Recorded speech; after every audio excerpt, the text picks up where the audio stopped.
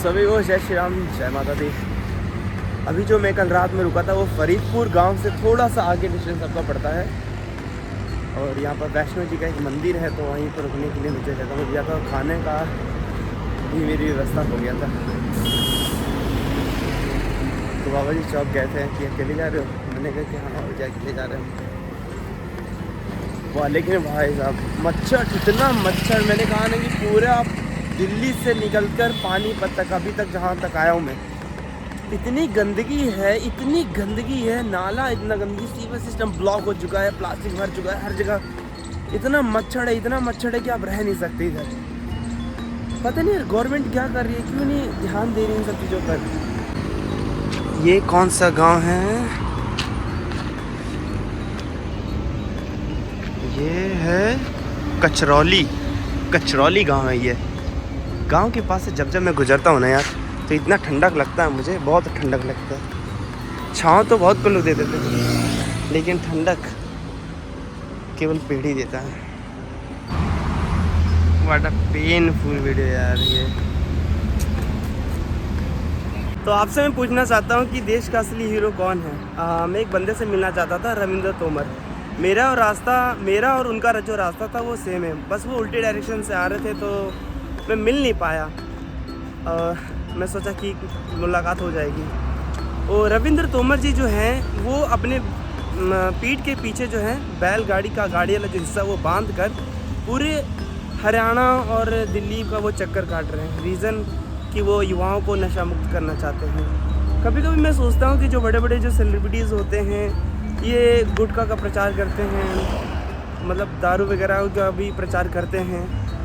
तो सोचता हूँ कि जहाँ एक और इतने बड़े सेलिब्रिटीज़ जिनको सारा चीज़ का ज्ञान है वो प्रचार कर रहे हैं केवल रुपए के लिए, उनको आपकी हेल्थ से कोई चिंता नहीं है। लेकिन वहीं दूसरी तरफ मैं देखता हूँ हरियाणा का जो छोरा है, हरियाणा का जो शेर है, वो पूरे मतलब बैलगाड़ी लेकर, गाड़ी का हिस्सा लेकर पूरे अपने जीवन का एक त्याग करता है, लोगों को अवेयर करता है कि भाई नशा मुक्त बनो।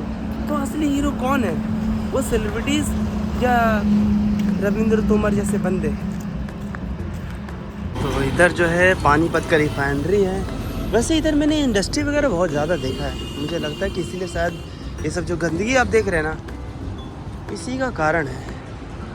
इंडस्ट्री लोगों से एक चीज़ कहने का ज़रूरत है यार कि मतलब सफाई भी तो उनका काम है, ध्यान रखना, पर वो चीज़ नहीं करेंगे इन लोग ना, क्योंकि उनको इनसे बेनिफिट थोड़ा मिल रहा है। बिजनेसमैन हमेशा बेनिफिट ही देखते हैं, कोई भी हो, अधिकतर इंसान तो यही होता है, ये बेनिफिट ही देखता है। कि कैसे एक नमक बेचने वाला बंदा एक राजा बनता है और अपने आप को एक विक्रमादित्य का एक उपाधि देता है। तो ये समय है जब शेरशाह सूरी के बेटे का राज्य जब आया, अब्दुल शाह सूरी, तो उसके समय वो नमक की बिक्री किया करता था, मतलब एज अ ट्रेडर था नमक का। तो ट्रेडिंग करते करते उसको इतना ज़्यादा गहन नॉलेज हो जाता है, पॉलिटिक्स का नॉलेज हो जाता है, एडमिनिस्ट्रेशन का नॉलेज हो जाता है, वार का नॉलेज हो जाता है। तो उसकी ये काबिलियत देखते हुए अब्दुल शाह सूरी जो है उसे एडमिनिस्ट्रेशन ऑफ मार्केटिंग का बना देता है। और फिर उसके बाद जो सुपरिटेंडेंट ऑफ चीफ मिनिस्टर बना देता है, मतलब उसको वज़ीर बना देता है अपने एम्पायर का। तो जब वो वज़ीर बनता है, वज़ीर बनने के दौरान जब तक वो रहता है, जब तक वो युद्ध लड़ता है, लगभग 22 युद्ध लड़ता है और कोई भी युद्ध वो हारता नहीं है। 1556 में जब हुमायूं की मृत्यु होती है तो वो उस पर फिर कब्जा कर लेता है, दिल्ली पर आकर वो कब्जा कर लेता है और अपने आप को राजा घोषित कर देता है और एक उपाधि देता है विक्रमादित्य का, जो हमारे एशियन टाइम से चलता हुआ आ रहा है। लेकिन कुछ ही महीनों बाद मुगल का नया राजा घोषित होता है अकबर, जो 13-14 साल की उम्र में होता है।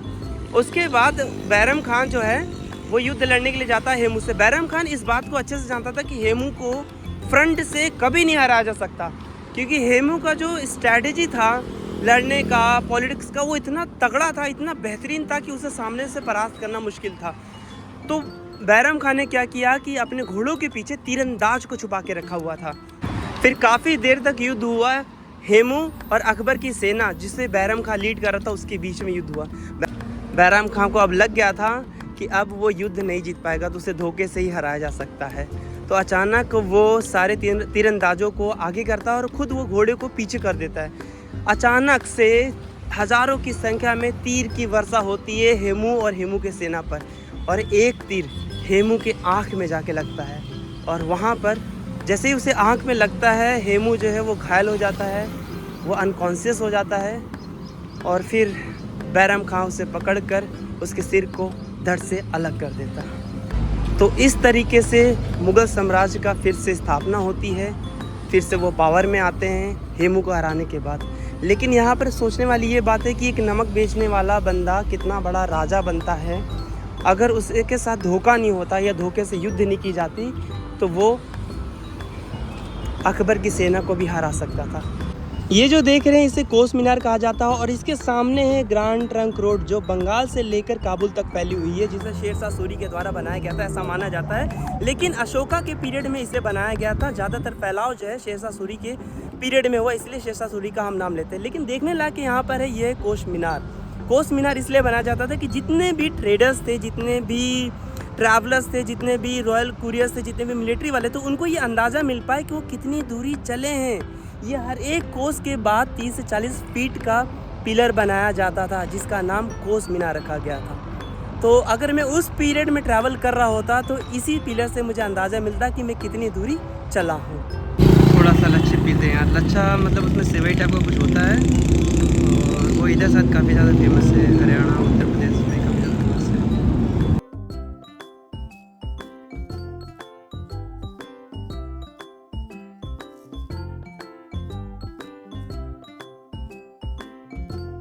रेस्ट बहुत हो गया, 4 बज गया। 1 बजे मैं गया था और 4 बजे निकला हूँ वहाँ से। अचानक नींद इतनी गहरी आ गई, पता ही नहीं चला मुझे। अब देखता हूँ कि कितना दूर मैं पहुँच सकता हूँ यहाँ से। करनाल तो आज मुश्किल है, करनाल तो मैं नहीं पहुँच पाऊँगा, 17 किलोमीटर दूर है। इधर थोड़ा सा साफ़ सुथरा मुझे दिखाई दे रहा है, लेकिन पानीपत आते आते तक इतना ज़्यादा मतलब था कि मत मुझे बहुत गंदगी था। ये हम एक और टोल गेट क्रॉस करने जा रहे हैं। धीरे धीरे मैं भारत को बहुत करीब से जानने लग गया हूँ। बहुत अच्छा है भारत हमारा, लेकिन कुछ नेता, कुछ अभिनेता, कुछ लोग, कुछ धर्मगुरु, कुछ आप मत पूछिए किसके, कुछ लोग जो है ना, ये सारे भारत को ख़राब करने पर लगे हुए हैं। सब लोग अपनी झोली भरने पर रखे हैं, लेकिन भारत के आंचल को गंदा करके।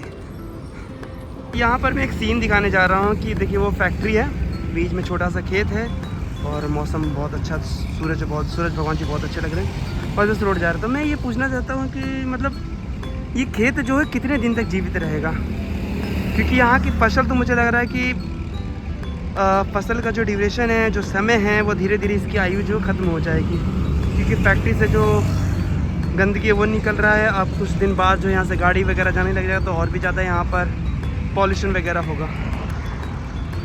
मुझे लग रहा है ये ज़्यादा दिन तक जीवित नहीं रह पाएगा खेत, जो थोड़ा बहुत जो बचा हुआ है। तो इधर साइड जो है काफ़ी ऐसा मुझे देखने को मिला है कि फैक्ट्री जो बीच में है और आसपास खेत है, और फिर वैसा लाइफ जो है, ड्यूरेबिलिटी जो है वो खेत का ख़त्म हो जाता है। आप जितना भी उसे बचाने की कोशिश कीजिए वो बचेगा नहीं। अभी ये नया इधर हाईवे या नेशनल हाईवे शायद बन रहा होगा, मुझे आइडिया नहीं है कुछ इसके बारे में, लेकिन अभी भी मैं ग्रैंड ट्रंक रोड के ऊपर चल रहा हूँ।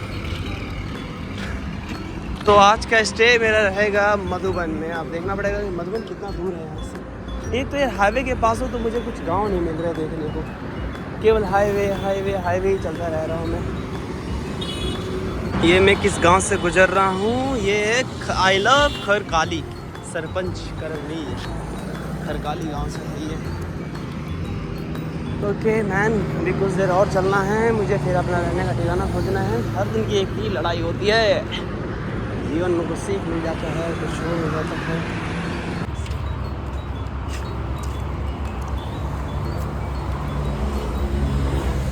भैया जी आसपास कोई वो है क्या, मंदिर वगैरह कुछ है क्या आसपास? मंदिर में 1 किलोमीटर आगे परली साइड रुक सकता हूँ वहाँ पे? हाँ 1 किलोमीटर आगे जा, हाँ परली साइड निकल लेना, पुल आएगा पक्का पुल, पीर बाबा वहाँ पे, हनुमान का मंदिर भी है, देवी का मंदिर भी है, परली साइड निकल जाएगा। कितना दूर होगा परली साइड? 1 किलोमीटर आगे है रोड हाईवे से 1 किलोमीटर अंदर।